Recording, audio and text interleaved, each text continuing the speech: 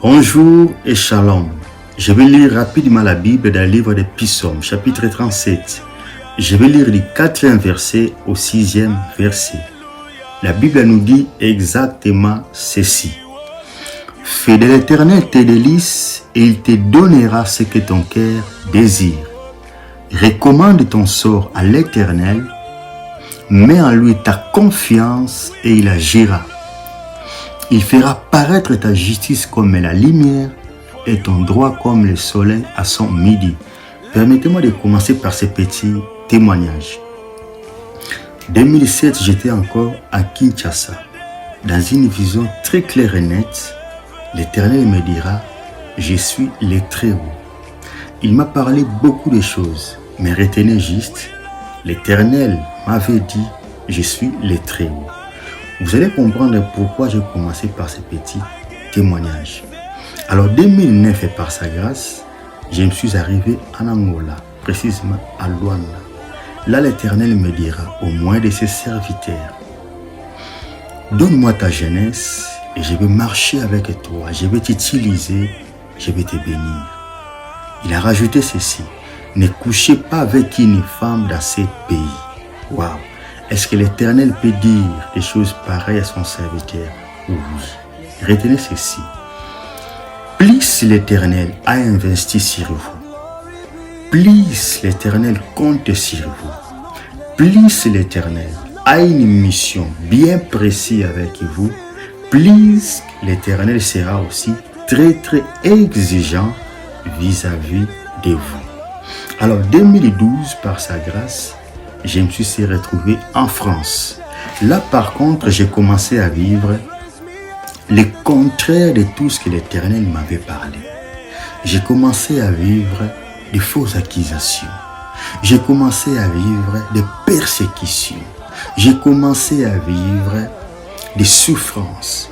Alors, je me demandais, où est le Dieu qui m'avait dit, je suis le Très-Haut? Où est celui qui m'avait dit, donne-moi ta jeunesse, je vais marcher avec toi, je vais t'utiliser. Peut-être vous êtes aussi en train de se questionner de telles questions. Où est le Dieu qui m'a appelé? Où est le Dieu de mon appel? Où est le Dieu de mon ministère? Où est le Dieu que j'ai donné ma vie? Où est le Dieu que je sers? Où est le Dieu que je crains? Mais écoutez ceci. Entre recevoir la promesse de l'Éternel et vivre son accomplissement, sont deux choses différentes. Parce que tu peux recevoir la promesse de Dieu, mais sans vivre aussi son accomplissement. Ah oui.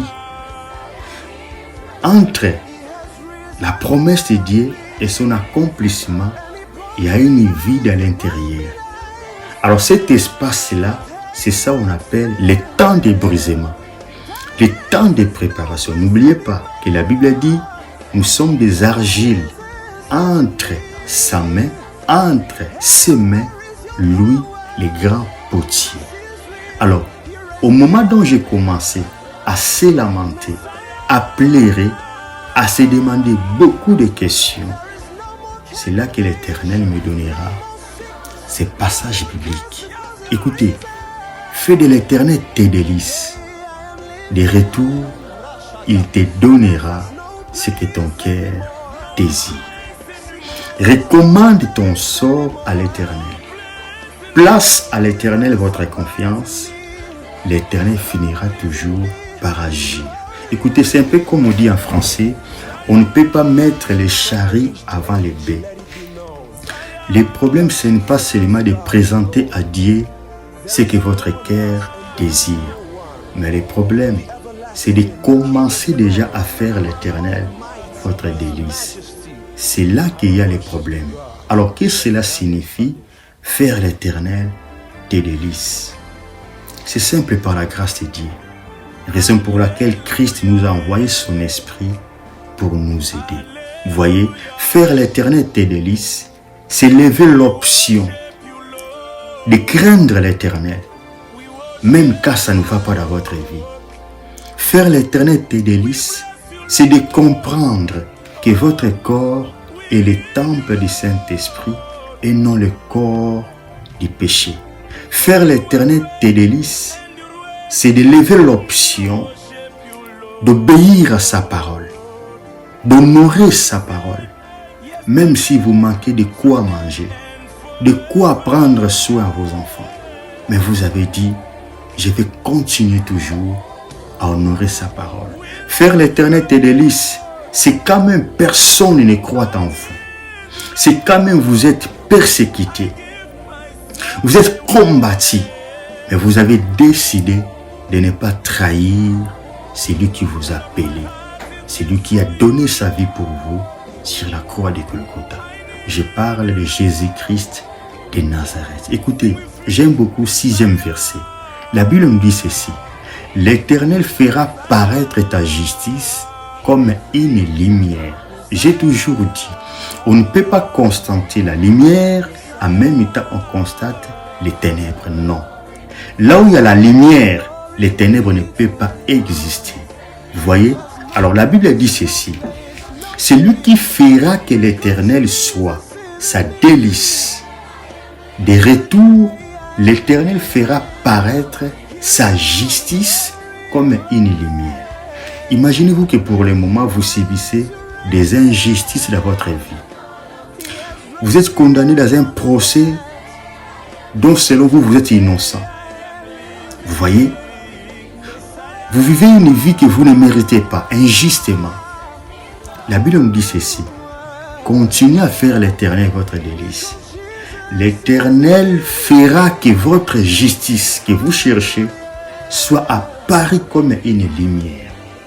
Or, quand votre justice sera apparue comme une lumière, l'injustice va disparaître dans votre vie. Quand la guérison va apparaître dans votre corps comme une lumière, la maladie va disparaître dans votre corps.